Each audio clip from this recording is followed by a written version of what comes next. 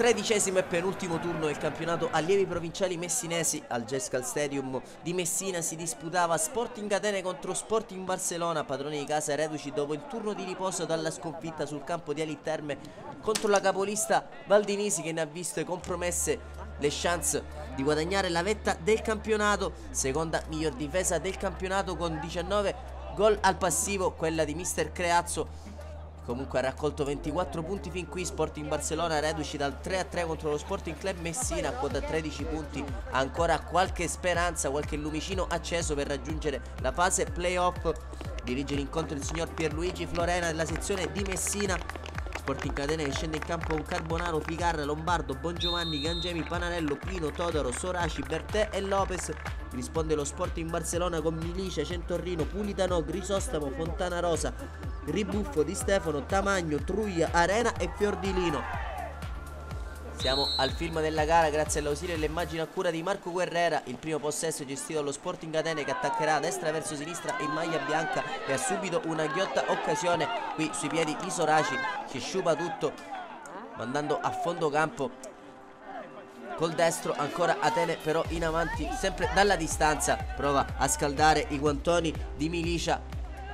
Ci provano più ripetizioni i ragazzi di mister Creazzo, qui anche con questo tentativo di Bertè che si spegne sul fondo dopo un'ottima triangolazione con Soraci.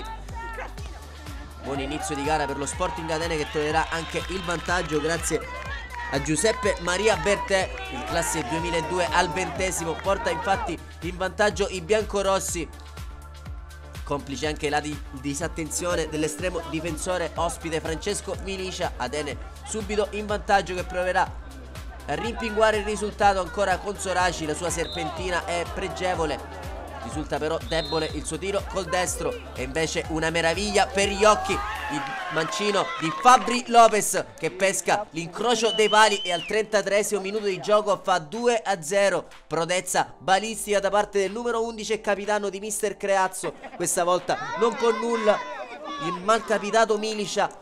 Doppio vantaggio dell'Atene, che però si rilassa un po' troppo e lascia spazio alle offensive dello Sporting Barcellona, che qui ci ha provato dalla distanza con questo tentativo di Alex Fiordilino. Dagli sviluppi di un corner riuscirà a trovare anche il gol che accorcerà le distanze. Infatti un batti e ribatti in area risolto da Andrea Di Stefano. Il classe 2002 riesce a mettere alle spalle di Carbonaro. Infatti c'era stato un miracolo dell'estremo difensore dell'Atene su Alex Fiordilino. Sulla ribattuta corta ci prova due volte il numero 7 della formazione ospite, trovando il gol che accorcia le distanze. Avrebbe una ghiotta occasione all'altro lato Sporting Atene con questo calcio di punizione a 2 in area. Questa volta Lopez decide di andare con la potenza e calcia sulla barriera. Ultima azione del primo tempo, infatti il duplice fischio al direttore di gara Florena manda le squadre a riposo sul risultato di 2-1. Alle marcature di Bertè e Lopez ha risposto Di Stefano. Per il parziale 2-1 si torna in campo con una partita dalle 1000 emozioni. Si apre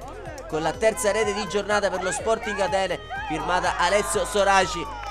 Ancora una disattenzione del giovane portierino dello Sporting Barcellona, che lascia lì colpevolmente il pallone per il più semplice dei tapin del numero 9 di mister Creazzo. E ora 3-1 per lo Sporting Atene. Sporting Barcellona che risulterà però una squadra mai doma. Infatti subito si riversa in avanti con questa azione in verticale che va a liberare il proprio numero 10 Samuele Arena. Il classe 2001 batte per la seconda volta Carbonaro, parziale 3-2 al Gescal Stadium.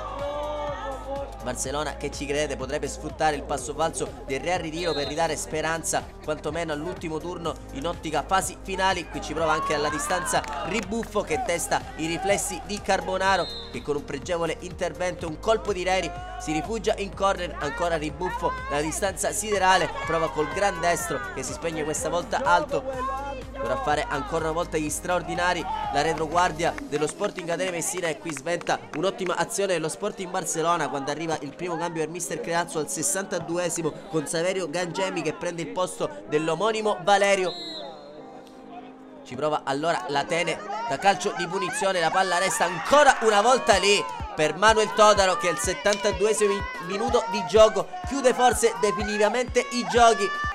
L'azione fotocopia quello che ha portato al gol del 3-2 di Soraci. Altro cambio intanto nelle fila nello Sporting Atene. Questa volta il 3 in campo è Antonino Restuccia e gli fa spazio Sebastian Pino, quando però ancora lo Sporting Barcellona ha la forza di rigettarsi in avanti e di trovare il gol del definitivo 4-3 con Andrea Di Stefano. Questa volta è impreciso l'estremo difensore Carbonaro, che ci ha provato a rigettare al mittente con la mano di richiamo, non riuscendo a dare abbastanza forza alla sua respinta. A seguire triplice fischio, il direttore di gara Florena. Termina al Jescal Stadium il penultimo turno del campionato della regular season allievi provinciali, termina per 4-3 in favore dello Sporting Atene, che sale così a quota 27 punti, blindando la seconda posizione in classifica. Nella prossima uscita se la vedranno con lo Sporting Club Messina. E allora da Claudio Costanzo resta che ringraziarvi e darvi appuntamento al prossimo servizio.